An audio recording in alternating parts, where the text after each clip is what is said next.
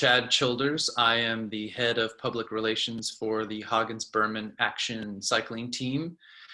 And we are a U23, under 23 development team with the goal of preparing riders for the next stage of their lives, whether that be for the World Tour or something else. And since the start of 12 years ago, we have sent, and Axel, you can correct me if I'm wrong, I think we've sent 36 riders to the World Tour. Our director and my boss is Axel Merckx. He is a former World Tour rider. He's a Belgian national champion and Olympic bronze medalist from the 2004 Olympics. And joining us today, I almost said our next guest. We're about to have a YouTube show. Is Alex Dowsett. He is a current rider for Israel Startup Nation. He is a 6-time British national champion in the individual time trial. Last year, he was 5th in the time trial at World Champs, and he is also a former hour record holder. Alex, thanks for joining us. Thanks for having me. Good to be here. Hey, Alex. It's good to see you again and to catch up with you. Thank you for doing this and to be part of this journey. Obviously, it started a long time ago when you joined us in 2010. I guess we're getting old. It's just we haven't changed. That's the one positive thing. Yeah. But let's just start at the beginning. When you, I never really, found out really from you back in those days, but I was wondering, how did you get into cycling? What inspired you to become riding a bike or racing a bike? Cycling was at a bit of a different way in. It was through my haemophilia, which is a blood clotting disorder. I wasn't allowed to do a lot of the sports at school, which in the UK is sort of very much focused around football and rugby, which are quite dangerous sports. And so my parents and I think my parents recognized that I wanted to do sport, and they kind of were sort of nudging me in a direction towards kind of sports that were kind of haemophilia friendly. I understand the irony of now winding up in professional cycling, which, when it's dangerous, it's very dangerous. But the way it kind of panned out, it was because of what I wasn't allowed to do at school. I think I was on a bit of a sort of personal mission to find something that I could do, and actually to find something that I could do very well. I mean, I did a few different sports like sailing, but then I'd go to an international competition, and just that between me and the top just seemed like very far, and I was like, this doesn't feel like the right thing. And then I started time trialing when I was 13 years old. A friend of mine who, a family friend, was into road cycling and took me to watch his son do a 10-mile time trial, which is massive. Like, the time trial scene in the UK is massive. And let me have a go on his road bike, which was an alloy Eddie Merckx frame with Campag chorus. And then I did a TT the week later. I enjoyed it. I did 16K or 10 miles in 28 minutes and 1 second, which they said, other people said, was pretty good for a first time out. And it wasn't until a year later I finished second in the schoolboys national time trial championship. And I was only 14, and this was for up to 16-year-olds. And it was actually Ian Stannard that won it. But I was the only 14-year-old in the top 10. I think there was a couple of 15-year-olds in the top 20, and I was in second. And that was kind of the tipping point for me, where I thought, I found something. I found something not only that I enjoy, but I found something that actually I seem to be quite good at. And it's kind of a nice thing where if it wasn't for the haemophilia, I wouldn't be trying a lot of different sports. And I was super fit and healthy because the doctors had said to my mum and dad that was really important to keep me fit. So I was swimming a lot. So I think my start into cycling was perfect in that respect. So yeah, a bit different. Nice. Must have been the bike. I'm sure it was about the bike. Yeah. That made a huge difference. Yeah. Yeah, It was a classy way to start. I bet. You remember the color was? What color was it? Yeah, so the road bike was a red one. And then first, and then I got to go on there. They Eric and Glenn Smith, they had a fleet of Eddie Merckx bikes actually. There was a blue one which was in pro team colours. I've no idea which team it was. I used the red one, and I had a really nice sort of pearl white. Well, it was theirs, and I borrowed it. Pearl white TT bike with Chinelli Angel bars and Campag everywhere. Yeah, very cool. So I mean, you touched it already on your path and on your story about the hemophilia, and I know that you're heading a foundation. It's called Little Bleeders. Can you tell us a little bit more about it, like what the goal is and what the target is, and exactly what it is that we can share with us? Yeah, so I think certainly after my year with Trek Livestrong at the time, and then when I turned pro with Sky, kind of my story was starting to get about in the haemophilia world, and I didn't realize how unheard of it was that a haemophiliac could be doing professional sport. And then kind of we sort of realized that I had a responsibility and an opportunity to help inspire youngsters to follow the same path. Because when you're a kid, like as a family, you only really hear the bad stuff, the stuff that you can't do, the things you need to be careful of, and there wasn't many sort of good stories. So we felt we were in a place to set up something to give that side of it. And haemophilia is quite a new, well, it's not a new condition, but the treatment for it's very new. So it's the kind of curve of how people are managing it is a very steep one. Even kids born now are having sort of much more opportunities than I had when I was a kid. And the difference between me potentially being born 5 or 10 years earlier could have been catastrophic, actually. So we set up Little Bleeders to within the UK to inspire the young that it's not necessarily that they can go on to be professional athletes. It's more that they can just lead normal lives, but using my kind of extraordinary life to give that message that, the strongest message we give out is when I joined Movistar, they said, what do we do when you crash? And I said, well, if I crash and I can carry on, then I will. And if I can't, then I probably need to go to hospital. And they just went, so like anyone else on the team. And I was like, yeah, I mean, hospital's going to panic a little bit more when I get there. But fundamentally from your side, yeah. And that to a mum or a dad, it was like, well, if he's got haemophilia and he's in actually quite a dangerous sport and not being treated any differently to any of his teammates, then why should my kid be treated any differently at school? So yeah, that's what we're doing in the UK. But then further afield, the treatment's not cheap, and there's a big disparity between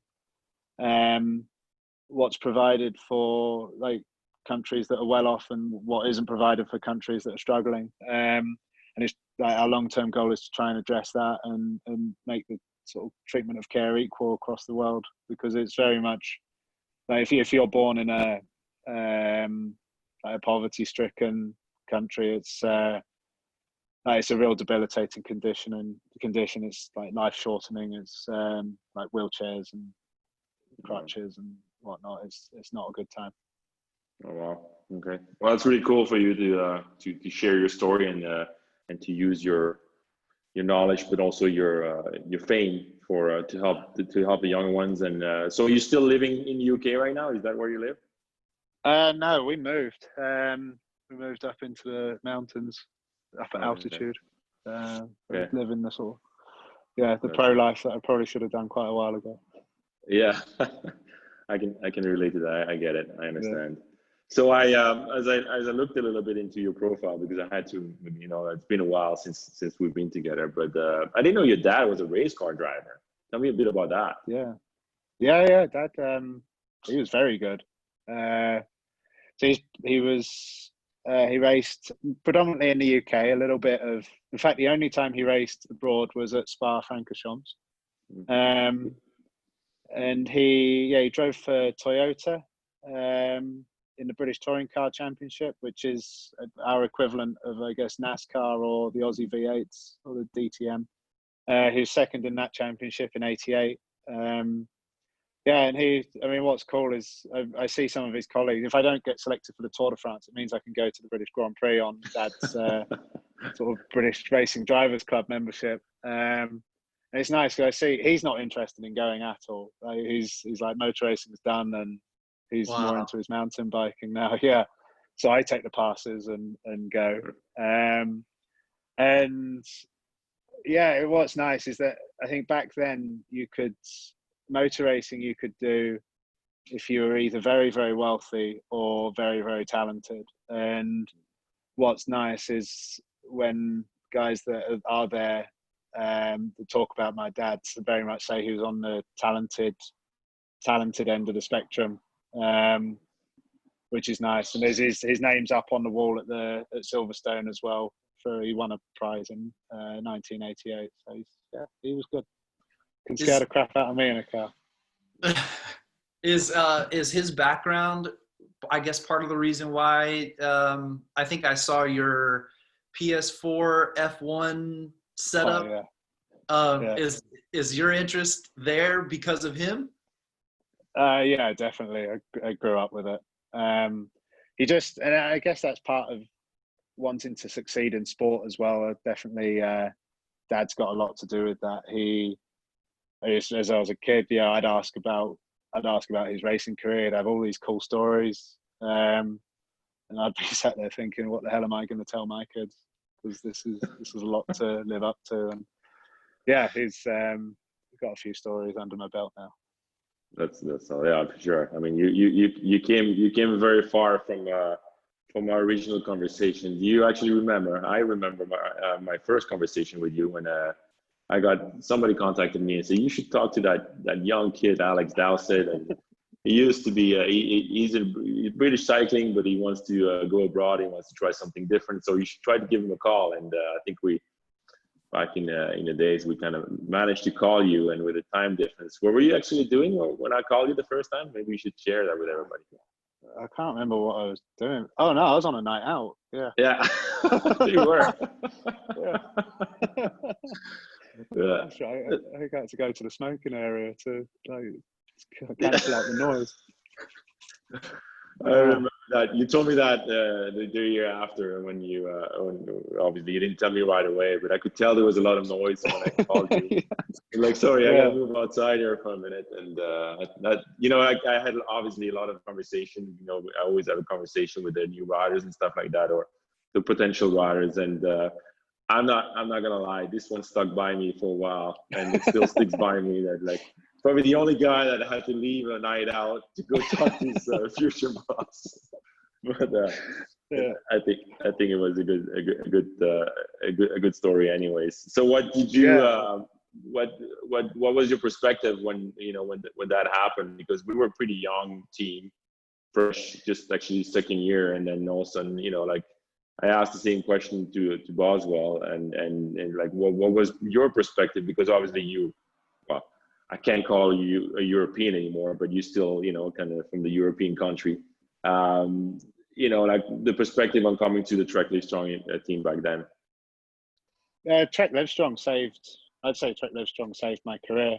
It was kind of the year, without knowing, it was the year it all came together. I'd been part of the British Cycling Academy for 2.5 years, living in Italy in the summer and up in Manchester on the velodrome in the winter, learning how to be a pro rider. But the thing is, in Italy, everything revolves around, I think I do one or two time trials a year, and everything revolved around how fast you could go up a hill. And I took a belting week in, week out, and kept sort of plugging away. But that was the year that actually Rod Ellingworth left to go to Team Sky.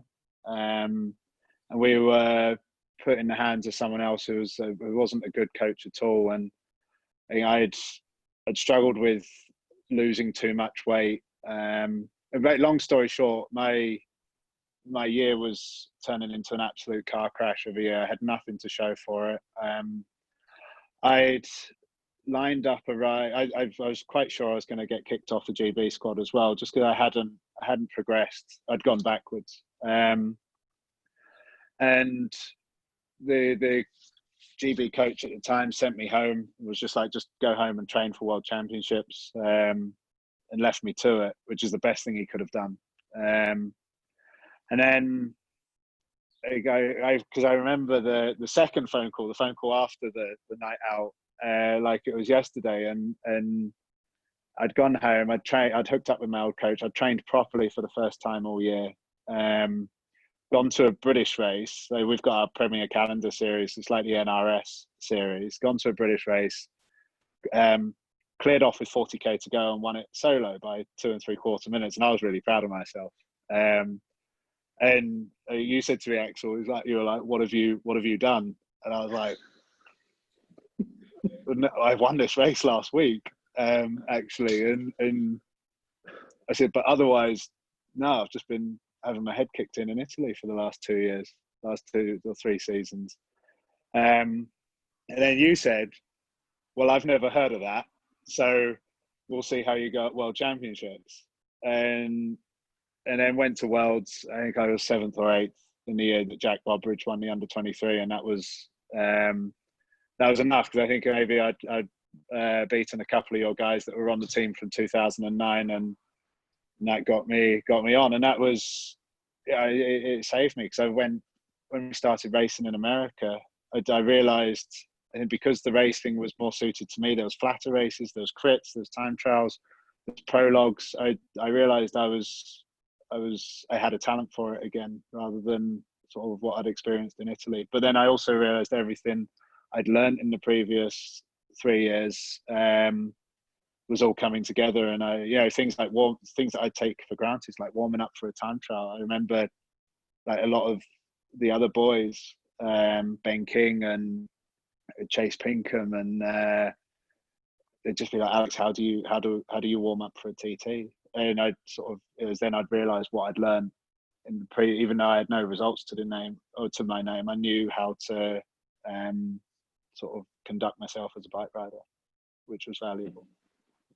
I mean, as you know, being a cyclist is not just about power, and some setups are good for people, and other setups are not as good. And we were lucky, and especially that year, we had quite the power horse in time trial, because with Taylor, we had Jesse Sargent, Ben King could time trial too. Nate Brown was still young, but he's also a really good time trialist. So, but I mean, one of the things that particularly struck me in that season is that I always say that this team has not been created, and it was just came out of a box. Riders made this team better, and you actually one of the main one that made that step for us to be more professional and more in the direction of being a professional team. Because I remember, and one thing that struck me always in the conversation that I had with you originally is that you would always apologize. First, when you say it's like, I'm sorry, but maybe can we do this or can we do that? And one of the main things was like, can we have a time trial bike? I'm sorry, but can we have a time trial bike at home? Because I think it would be very beneficial. And back in the days, it's not that old, but still, for development team, asking your bike sponsor a TT bike for every single rider, because my opinion was if you're going to give it to one guy, you got to give everybody the opportunity to have it, because otherwise it doesn't work like that. And I really pushed really hard for it. And Ben Coase was the liaison for the Trek bicycle company that we worked with back then. I remember that conversation. He's like, how many time trial bikes do you need right now? So, but I mean, in the long run, when you looked at the result, and I remember we went to Olympia's tour that we won with Taylor, and we absolutely destroyed everybody.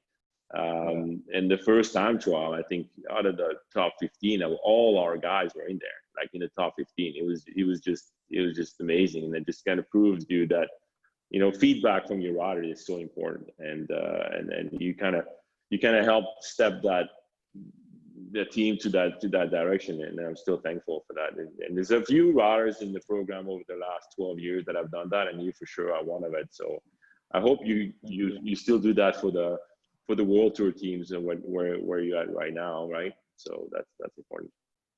I try to. Yeah, there's definitely, with the experience I have now, is sort of seeing what works and what doesn't.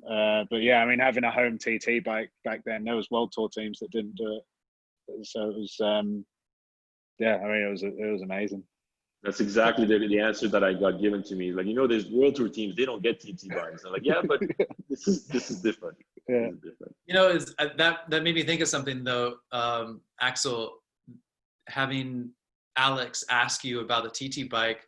I think I read, Alex, that you asked, I forget which team, if it was Now or if it was Movistar, but you had mentioned, they're actually one of our sponsors, Speedplay. I think you asked, hey, is it okay if I ride Speedplay pedals? Because I think, I rode them a number of years ago, and I think that it might save me some time or get me in a better position. So I think you are still doing it, and that's a perfect example. Yeah, the problem is now with racing, it's all it's incredibly close, and it's all these little things now that are making the difference. Like, we're all punching out big watts, we're all very aero together, and it's not gaps are small. I mean, like European champs this last year, I missed out on a medal by it was a 26-minute race, and I missed out on a medal by 0.48 seconds. That didn't even put me in fourth. That put me in fifth. So it's like, I mean, someone said to me at Worlds, I was 7 seconds off of Ghana for the podium, and that equated to a 1.5 watts. Yeah. And so yeah, it's Israel. Like, I've been 7 years on Look pedals, which they were fine, they worked, but it was and we're lucky at Israel because we've got no group set sponsor. So we run Shimano, and everyone's on Shimano pedals. But I said to Kjell Karlström, I was like, can I use Speedplay? I said, I'm happy to invent a knee injury with a doctor's letter to give me like an excuse. But he said, yeah, the first thing he just said was, yeah, absolutely. It makes zero difference to us whatsoever, because no one doesn't hurt any sponsors. He says, but why? And I said, well, actually, when you go from Look pedals to Speedplay pedals, there's I think a 7mm stack height drop, and then if you drill your shoes to take out the shim, there's another 3mm. So you're effectively dropping your saddle height and your handlebars by a centimeter, which is like it's not insignificant. Yeah. Right. How far has it all gone, right? From kind of measuring more or less to actually like being so professional, and I mean, it's not an obsession, because I wouldn't call it an obsession, but like being a specialist in that domain, and obviously the stage winning the Giro, which you were the first alumni to win a Grand Tour stage, which made it special, very special occasion for me personally, but also for everybody who was part of your journey on the team. It was a big one, but also obviously the hour record. Like, tell us a little bit more about that. Do you still have ambition for that, or what's your goal, or what are you aiming for? Yeah, the hour was very cool. Quite daunting, because when they changed the rules to say we could use modern day equipment, I said to the guys, the management at Movistar, I was like, should we have a go? Really as casual as that, and they've got a bit of history of it because of Miguel Indurain. And next thing I know, I'm rolling around London Velodrome, and like 4 guys from Canyon roll in, 2 people from the Power to Max, probably about 12 to 15 people turned up for the start of this project, and it was like, oh, shit, like, what have I got myself in for here?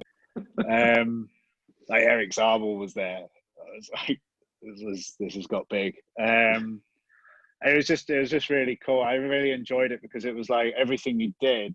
It wasn't, in a road race, you can be as fit as you like and still get it all wrong tactically. But this, and even in a time trial, you can get unlucky with weather conditions and stuff. But this was like everything I do is going to equate to meters gained or lost, and I really enjoyed sort of that process to it. So all the testing with the skin suits we went through, in the end, Endura built 53 different skin suits to try and get it spot on. And I used number 52. We're looking at like different fabrics working at different speeds. So where do you put those fabrics on the body? And it was quite a process. But in the end, it was frustrating because we saw Bobridge go and get it all horribly wrong with his pacing. And the thing is, with an hour, it's not even like a TT. If you overcook it in a time trial early on, you can recover. You can use downhills. You can just even odd pedal strokes just to try and peg it back a bit. But with an hour, like whatever you lose, you have to get back. And because you're constantly on the pedals, you don't. If you go into the red, you don't come back until the event's finished. So I kind of scared us all a little bit. So we ended up going in with an approach that was to go as slow as we absolutely needed to break the mark set by Rowan. And everything we'd done in training, and you never do an hour before the hour, because even if you did it at zone 2 or zone 3, it does buckle you, just because that constant, you're in that position the whole time, you're not moving. So I think the longest we did was half an hour. Yeah.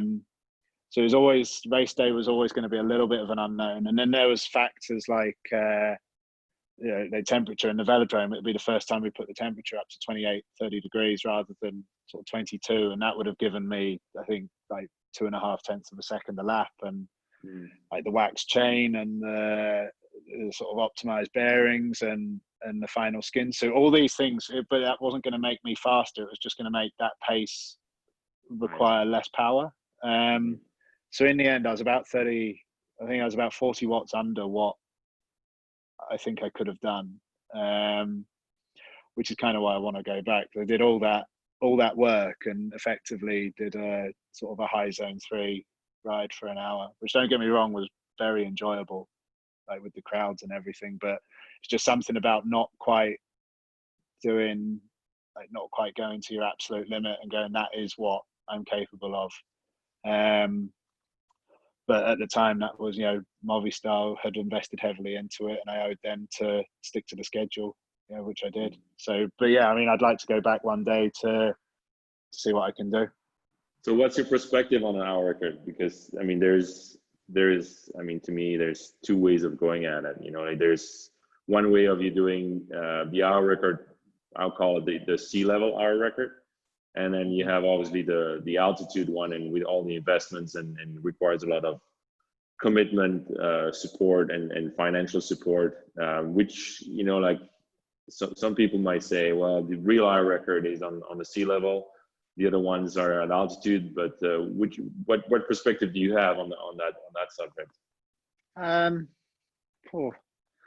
It's a tough one, isn't it? Because I mean, the benefits you get at altitude are not as great as doing like a 1K or a 4K, because like the reduced air has a negative impact on like you're sort of getting your oxygen to your muscles as well. So it isn't I think if Victor had taken on the hour record at sea level, he still would have beaten Wiggins, and I think it would have been a sort of quite a similar mark.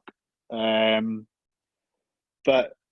I think it'd be, I'd personally like to do it at both, just to see, and also to kind of prove, to not leave anyone with any doubt, and also not leave myself with any doubt. And I think it's doable at sea level. I've never ridden a track at altitude, and I've never done that kind of sustained effort at altitude either. So it would be tough to know, but I think we sort of crunch some numbers, and you're looking at sort of 350, 360 watts instead of kind of 400 to 420. Yeah, I mean, for having talked to my dad about it, who obviously he did it, you know, in Mexico at the altitude and stuff like that. I mean, it was the I wouldn't say the worst hour of his life, but it was pretty close to it, because at altitude with the equipment that he had to deal with, and you know, the preparation that he had to do, it was quite intense. It was just interesting to see your perspective on that subject. But your dad went for the 10K and the 20K record on his way, didn't he? Yeah, he basically beat all the world record on his way. He was one of those. Well, first of all, I mean, he's one of a kind, as we all know now. But he was meant to go for an attempt and to see how it would work, and then he kept going. And he was from the mentality of like, you got to start strong, and you got to finish strong. He always said, you start strong, you accelerate halfway, and you finish full gas. I'm like, well, that doesn't sound very enjoyable. Yeah. So he did all that on his way, and then for what, I don't know, I haven't really talked to him personally about it in a long time, but he had a bit of a dip towards 3/4 of the way, and then he kind of finished it. But I mean, I see the pictures of him, and I have the footage of him finishing and getting off his bike, and he told me he was not able to sit for at least 3-4 days after. So when Moser beat his record with, you know, the same place, but with the disc wheels and the town trial bike and the special suit, and the track was covered and stuff like that, he did it. And then 3 days later, he did it again. And my dad was like, how in the world are you able to do that? Because he was not able to walk for 3 days. But that's technology and preparation and all that came into the equation, you know. So those are always interesting stories. But so to go back a little bit on the Trek Livestrong, what's your best memory of the year? I mean, go back and what's the best memory you have of that year? There's so many. I think still my best cycling stories come out of that year, and I still say it's the most fun year I've had. I think it was fun because we were a good bunch of guys. We all got on, but also we were all doing very well as well. And it becomes more enjoyable when you do well. The house that we lived in Boulder was Jesse, Tim, Ben King, Australia, and myself. That was always entertaining. I think the American race is just the way they were sort of different to what we were used to in Europe. But actually, no, one of the best ones was Ben King America and the way he raced, and we all kind of not laughed at it, but he raced in his own way. I mean, he was a guy that he'd go out and ride 300 watts for 5 hours, but it'd never be less than 290. It'd never be more than 310 either. He just kind of churned away at it. And so he went to, I remember, and Tim and I used to talk about it a lot, and Ben went to the under 23, and I hope he won't mind me saying this. He went to the under 23 national champs, got in a breakaway with, got in a 4-man breakaway quite early and attacked him with 80k to go.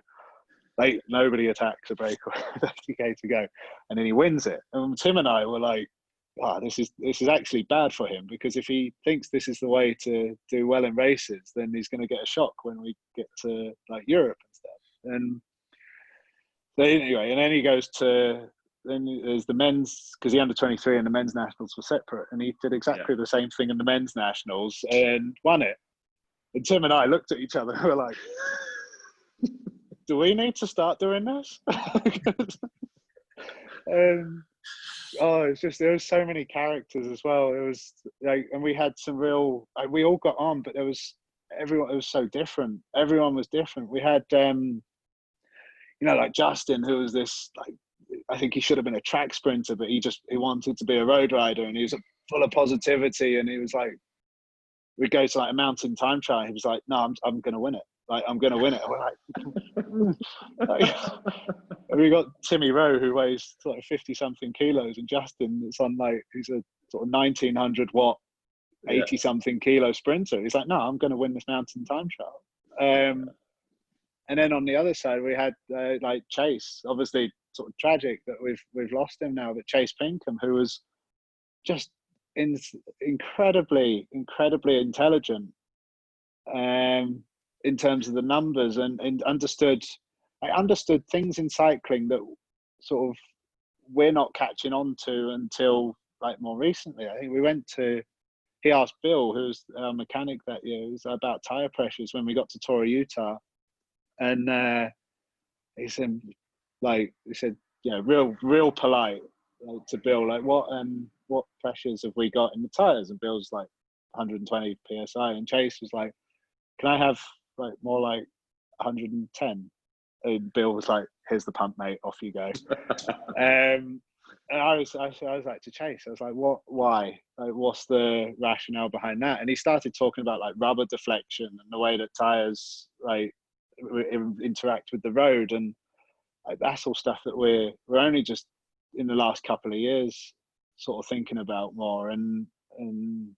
But yeah, and then there was Taylor, who was Taylor.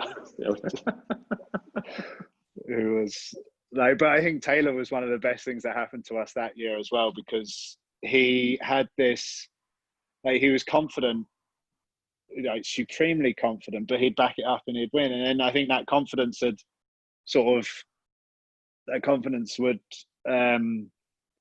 it was contagious. Like we'd go to races with a like heads held high and a chest puffed out, like we are Trek Livestrong and we can win this. And inevitably, like we would come away always winning something from the race. And I think that wasn't just, you know, it certainly wasn't just with Taylor. It would, but I think it was the Taylor's confidence, and Taylor's like, well, why shouldn't we be winning this stuff? But then, yeah, like I said, we all caught that, and that was then the case with all of us. It was, and we just end up with some, we went to Tour of Utah, and Brent Brookwater had just come off winning the prologue at the Giro, and Taylor won the prologue, I was second, and Brent was third, and that was like, it was. But then by that point, it was kind of like, well, why shouldn't we win 1-2 in a prologue? Like, it doesn't matter that he's won the prologue of the Giro. We're Trek Livestrong riders.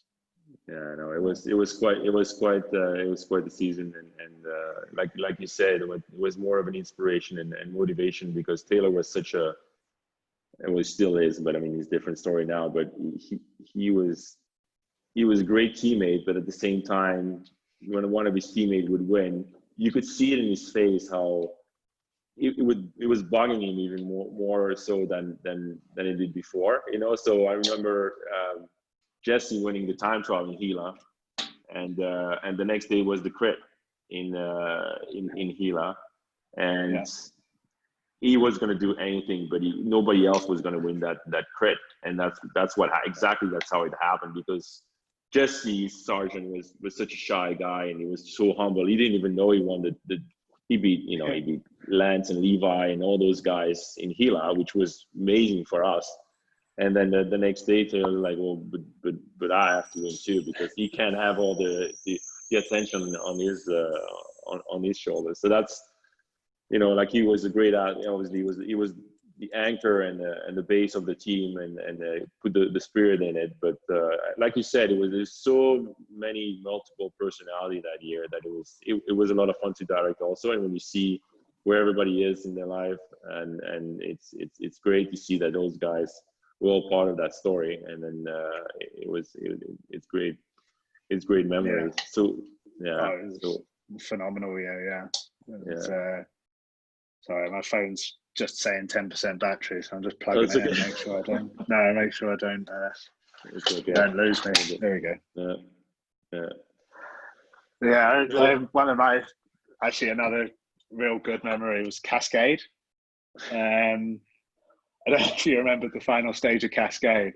Well, we did the prologue, and the prologue was this. The prologue was about 3K. I had 15 90-degree bends. I'd just come off of. I'd just come back from Europe because I'd done European Championships. And got food. I got heat stroke. just everything had gone wrong. And that's right, I did European Championships. Then I spent the afternoons throwing up because of heat stroke, and travelled back to the UK from Turkey, which was a bit of a mission. Went out that night because I just won European Championships, and then the next day, hopped on a flight to LA and then to Oregon. And I think we were staying in host housing, and I think the night before the prologue, if I wasn't sort of in a bad enough way, a cat got into my room and was like yapping away, and I couldn't get the thing out. So I went to the prologue and didn't. I just kind of wrote off that I might do any good. Still gave it my all, and Jesse and I ran 1-2 and was split by, I think, 0.08 of a second. And then driving home, I remember my bike came off the roof rack and went under that articulated lorry. I still have the down tube from the bike, because I was like, well, it's about the only opportunity I'll get to keep one of my old team bikes here, because the thing's in 10 different pieces. And then Radio Shack, Trek delivered me one of their new speed concepts, which wasn't, it arrived on the morning. The TTX had been set up that fitted me just fine, but this shiny new speed concept had turned up. One of the brakes was rubbing, and it wasn't set up for me, but I still insisted that it would be faster because it's fancy. Used it, didn't do well in the TT, but then the final road stage, and it was this is interesting. Rory Sutherland was winning the GC, who I'm teammates now with, and I remember we'd missed a breakaway mid-race, and Ben King, America, was in the white jersey, so we had to pull it back, and I gave everything to pulling it back. Almost got dropped on the climb, and it was just that kind of, I think I knew I was going to Team Sky the following year, so there was no pressure at all, and it was a real interesting thing that year. Was once the pressure was off in terms of turning pro, that's when we really started to do well, or just do better. I think because you stopped thinking about it. But this final stage of Cascade, about 10k to go, we got over the top of the climb, and I chinned off the front, got across to a guy, Jai Crawford, I think, from Flyvee, Australia, who'd been out the front all day, and he was like, "I'm not giving you a turn."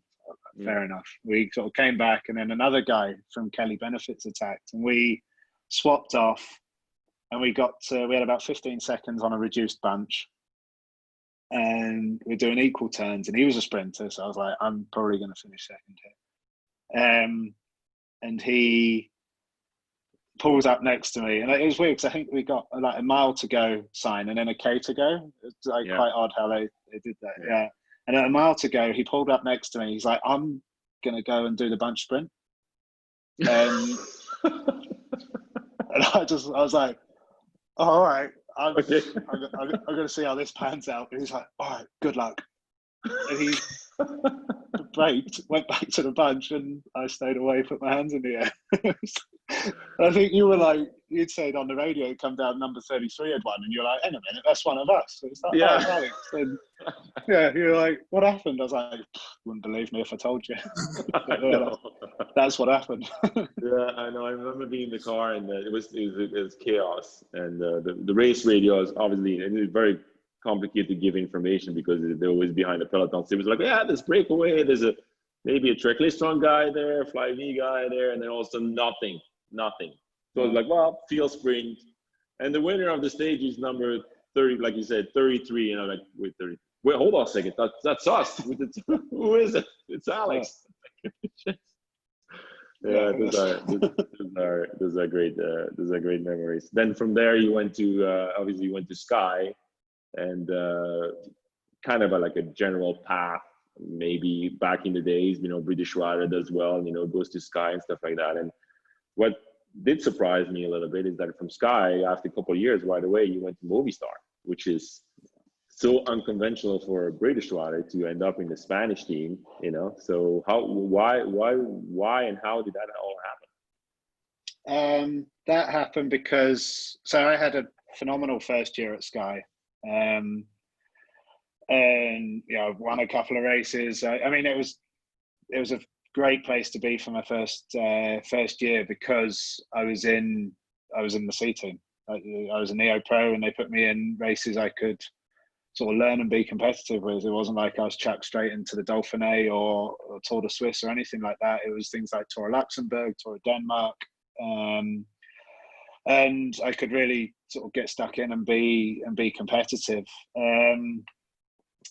But then, I had a great first year, a bunch of podiums, couple of wins, lots of top 5s, top 10s, and they'd said that winter, like, you're ready for a Grand Tour, you're going to do the Giro. Then the following year, the Giro list came out, and I was like, why? I'm not even a reserve. And they were like, you never were. I said, well, you told me in November that I'd be riding. I said, oh, no. And then they said, but you probably will do the Vuelta. And then later on in the year, like, we're going with Froome and Wiggins for GC at the Vuelta, so we need an experienced team, and you don't have the experience. And I kind of looked at it. I thought, there's no, it's not even that I'm not good enough. It's just that I lack experience, and how you can't get that unless you are put in those races. So it became quite, and at the same time, Movistar were really knocking quite hard on the door, and they had a plan for me, which involved like straight into the Giro the following year. They were like, we really want you. Or they said, we want a Brit, and it's either you, Froome, or Cavendish. And I was like, well, probably more chances of getting me than the other two, but yeah, that's great. And at the same time, like, Sky were not, they were showing no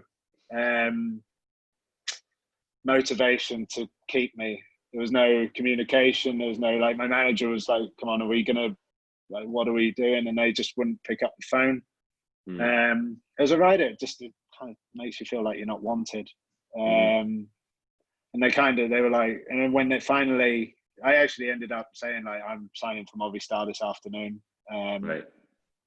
If you don't pick up the phone, like, that's it. And then at that point, they said that I wasn't a very good climber, and I sort of made an offer, but I just didn't feel wanted. Whereas at Movistar, I felt very wanted, and they did exactly what, I mean, they have a very different way of doing things to Team Sky, which at the start I was like, this isn't right. This isn't as good. But then it wasn't until, like, Tirreno Adriatico, we went there, and, like, a team time trial is very reflective of how a team approaches something. And Team Sky, you'd know what turns you were doing, you know what, like, quite a long way out. It was all very planned. Movistar was like, go recce the course. Inevitably, the recce would be about as fast as the race was. And then we'd recce it twice more. And then they'd kind of give us the order heading to the start line. And it was like, Visconti's going to start because he's Italian and we're in Italy. And then, like, you. And I was just like, this is a mess. This is an absolute mess. And then we finished second. It was like, okay, there's something in this. And it was, it was a lot down to the riders, but also how the riders all work together. And that was, I think, the less pressure, the more, slightly more disorganized nature was, it worked. And then obviously went to the Giro and got that stage win. And it was just like everyone that had doubted the move then didn't doubt it. And it became a very fun 5 years with them. So see, the obvious question is that the Netflix Movistar story is everything that is actually happening. It's pretty straightforward, and it's pretty close to the truth, obviously. Yeah. I enjoyed watching that because it was very honest. A lot of, like, everyone's got their heart on their sleeve. There's a lot of emotions, but everyone's there to win. And the thing I noticed about Movistar was there was no egos at all there. Like, obviously Valverde and Quintana were kingpins, but they speak to the Neo Pro like he's an equal, and everyone's an equal staff. riders, like the sort of the ladies that work in the office, the boss, everyone is on the same level, and that's what was really nice about Movistar. Right. Yeah, that's what I enjoyed there. That's good. That's good. So let's just come back to the present and then look a little bit in the future to finish it off. But tell us, you made the move. Well, I guess the merge between Katusha and Israel Startup Nation. How are things? Obviously, in the lockdown, it's a little bit of a challenge for everybody. But how are things setting up right now? What's now and tomorrow looking like, or like in the future for you? No, things are like Israel's been really good throughout this period. Some teams have really struggled, and we're not one of them. There's been no, if anything, we've got fully stuck into trying to help. I think one of our sponsors does a lot with masks, and we've been doing Zwift rides to donate masks to sort of New York and Canada, which has been good fun. So we've really kind of made the most, been doing Zwift races and whatnot. But so yeah, like the team's good. Cycling world isn't so good at the moment, but yeah, Israel's doing fine. I think their big thing is the Tour de France. So I really hope for the team's sake that there is a tour, because they're very proud of sort of the first Israeli rider riding the Tour de France, the first sort of Israel team riding the Tour. So I really hope for them that it goes ahead. Day to day, we're finally allowed outside training, so doing a bit out there, but kind of not like enough to keep ticking over, but not going mad on it, because when it's time it could be in for an 18-month season coming up. If the season kicks off in August, finishes late November, and then we're back in Australia for Tour Down Under in January, we're looking at a very, very long season, and the Olympics is still a big focus for me. So yeah, kind of taking stock a little bit now, just a few hours a day, and and then when it's time to get going, when we have something really concrete, I'll step it up. And yeah, even Worlds was going to be the next target this year, but there's now doubt as to whether that will be in Switzerland end of September or in November in Qatar. So it's difficult. It's really difficult to train when you don't really know what you're training for. Yeah. Something I thought of. I know for a lot of people, amateurs like myself and whatnot, they see exercise, running, cycling, whatever it is, as a form of stress relief. So especially now with coronavirus, being another stressor that's added on, a potential schedule with the world tour, how do you find cycling also a stress relief, or do you rely on something else? What avenues? I know you're very active on social media. You do an awesome job with all kinds of stuff. What do you kind of use as your stress relief? I've got that race car chair set up. That's a pretty good one. But I was trying to work that back because I just got my wife into watching Formula One, and it's so funny that the Netflix show has completely captivated her. I mean, if there were like 30 seasons of that, she would have blown through them all. Yeah. So when I saw your setup, I was like, okay, I think if I pushed for something like that, I'm not gonna get pushback from her. So you could, on those setups, you could do it on a budget, or you could spend a lot of money on it. Yeah, it's quite frightening quite quickly. What car are you racing? I just Gran Turismo on a PlayStation. They've got a really competitive online community, so it's quite fair racing as well. You don't get a load of bandits in there trying to shunt you off. It feels as proper as you're going to get outside of a racetrack. Axel, if you haven't seen his setup, you've got to look at it on Instagram.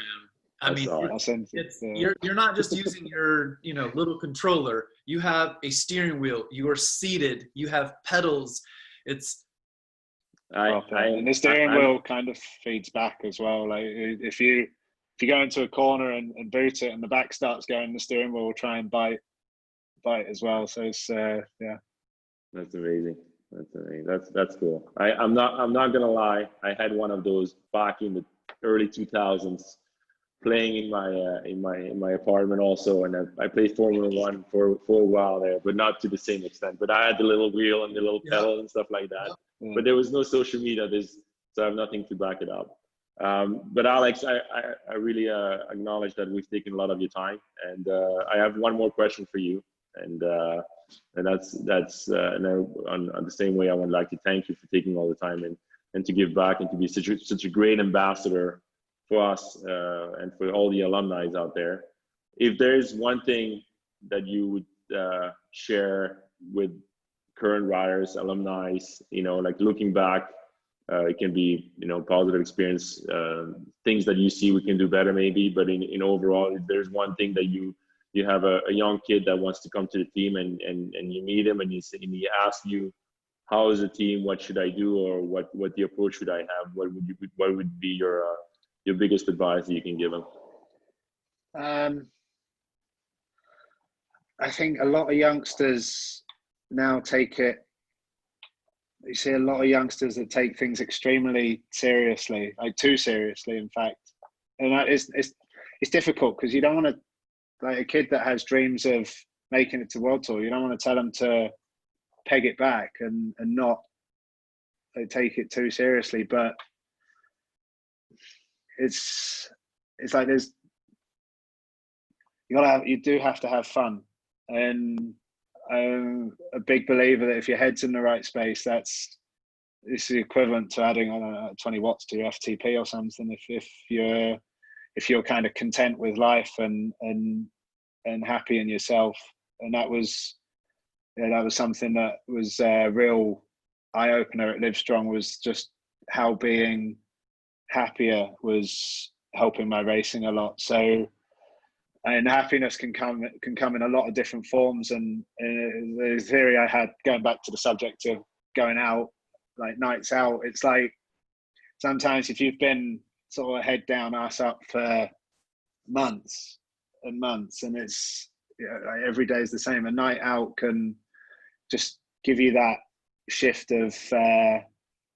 slight shift of focus, I think, and it can really sort of loosen you up a bit and help. Whereas on the flip side, if you then have that night out and you enjoy it and you're like, that's great, ready to step back into training, if you then go out the next night, you're like, you don't enjoy it as much. You feel like you're doing yourself a bit of injustice as well, and that, it takes something away. So I think, just having that, especially when you're young as well, when you're under 23, I think there's this, it's not a good thing at the moment seeing these, I know Remco is an exception, but like Quinn Simmons, for example, stepping straight up to the World Tour, it's a dangerous precedent to set, thinking that, and at that age, like kids have if I'm not pro by the time I'm 23, I'm never going to be pro. And there's guys that have, like Rusty Woods, and I think Phil Guyman was late, and there's a bunch of guys who were like late to the party and still turn pro. Like, don't put an age limit on it. I think Gavin Mannion's an example. He sort of didn't turn pro straight out of our year, but he's in rally and doing really well. And like Nickel Bjerg, I'm sure he could have gone World Tour a lot earlier than he did, but he stayed down and really made the most of it, and he's sort of transitioned up really well. I think it's enjoy life, train hard, but enjoy yourself as well, and don't put that age limit on going to the World Tour. Yeah, I mean, if I, obviously this is my area of expertise with the development side of things, and obviously Remco is an exception, as you said, and my main point, my biggest point of all, and I concur with you and I agree with you, is that there's a physical capabilities, but there's also an emotional too. Like there's a level of maturity that you're gonna enter a team and you're gonna be an 18-year-old kid and you're gonna hang out with like a 30-year-old that has 3 kids. It's not the same perspective of life. And I mean, I'm glad you look back in the years at the year with Recklessly Strong, and you had so much fun, and that we were able to help you so much. And again, thank you for your time. Really appreciate it, and hopefully I'll be able to see you at Worlds, wherever that's going to be, whether Switzerland or Qatar. I don't know. Nobody knows. But again, Alex, thank you very much for everything you've done and what you've done. One last thing. Thanks, Axel. Thank you, Chad. Thank you very much, Alex. Last thing, does beetroot belong on a hamburger? Yes or no? No, absolutely not. Absolutely not. Totally agree. Alex. Thank you. What a way to end. Thanks very much, guys. Thanks, Alex. Pleasure. Take care. Cheers, and you. Bye. Yeah, bye-bye.